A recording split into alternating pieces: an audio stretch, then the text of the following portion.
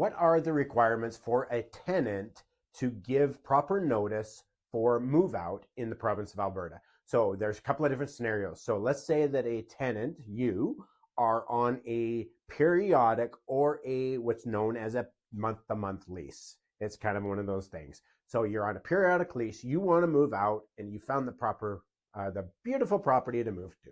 What do you need to do to give to your landlord? So in the province of Alberta, you need to give 30 days notice. Now, this is a little bit confusing because it's not just 30 days. It's not, say, from the 12th to the 12th. It is 30 days or one full calendar month.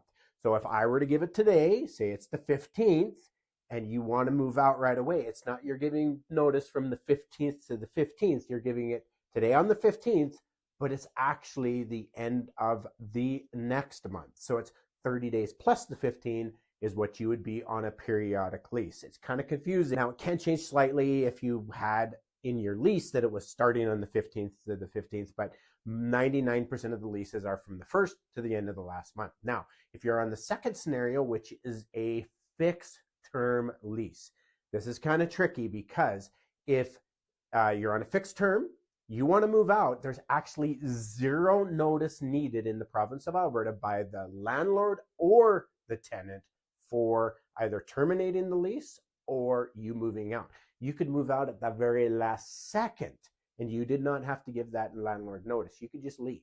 So as a landlord, it's really, really important that you're proactive and getting a lease renewal ample time before. Now, I don't think it's a good move on the tenant or the landlord's part at the very last minute to bail. It's kind of a crappy situation to deal with. If in the event though, let's say that you're on a fixed term lease and you still have 5 months left in that lease. If you give notice that you're going to move out, it's not a 30-day, one full calendar month, because you still have to honor the full length of that contract period that you have, whatever it is. So if you have 5 months left in a lease, you have to continue to pay for that lease until the term itself ends, which is 5 months away, or until the landlord finds a new tenant. So this is in the province of Alberta.